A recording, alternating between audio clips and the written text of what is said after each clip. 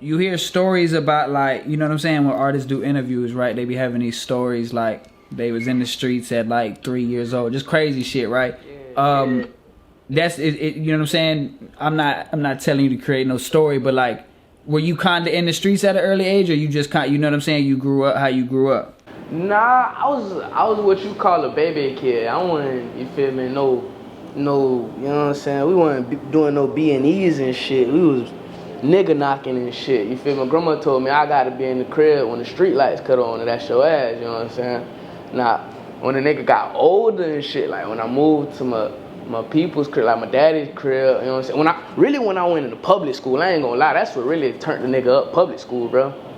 Cause when you in private school, shit is really sweet. That shit, you really, yeah.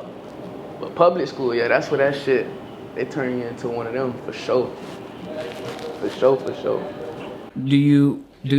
Now, looking back on it, right, knowing that, you know what I'm saying, you kind of, the public school influenced it. Now, would you change and go to a private school, or you prefer the public school life? Nah, for sure, public school. Damn, so you private hot. You feel like coming up in a public school and being popular helped build or helped have a foundation for the fan base that you did already have when you jumped in the game? Definitely. Nah, cause I kept switching schools and shit. So I moved to Texas, you feel me? Central Florida, back to Tally. So everywhere I went, it was pretty much just picking up new fans and shit. That's it. I feel it. How did you get discovered in the music? Like, who found you and how did they find you? Shit. T9 DJ. That's my manager now. You feel me? So my first co-sign was Young and Ace, and then T9 had co-signed me, and his DJ was like, yo, you gonna be like my first artist. I'm a manage type shit. And then it was just a roll from there. Now, and I was gonna ask you this later on, but you know what I'm saying, you spoke on it with the cosigns. You've had cosigns from like Dej Loaf, Raw Wave, like Jack Boy, like Reed, and this is all in the beginning, like. But nah, though, gang, that wasn't my beginning. That's what I'm saying. That's the beginning y'all seen, fam. Like that was okay. Yeah, the beginning was me freestyling on Instagram, me going live like 4 or 5 times a day freestyle. Niggas don't see that shit, you feel me? That was the real beginning. That was when the first cosigns was coming through.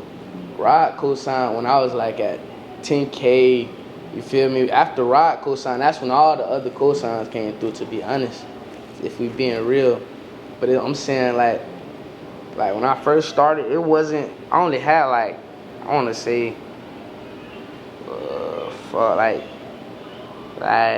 see, I ain't even had no songs out. None of that. It was straight Instagram, just straight posts. That's how you'll find me type shit. It wasn't none of that. Like after Rod co-signed me, I already had dropped a couple songs, a whole album, I think. Do the cosigns matter to you? Right? Like I know it's cool promotional wise, like you feel me, blog wise and fan wise, but does it matter to you personally? Cosign, it depends on who it is. I ain't no fan, you feel me? But last thing, as far as like the cosigns go, what cosign meant the most to you? Definitely Rod. The Rod cosign. And, yeah. Cause bro cool as fuck. That's what I used to listen to the most. But yeah, the Rod cosign. And then Sean Kingston. Bro had hit me up too. That's like a real OG, you feel me? If you know bro. On some real shit.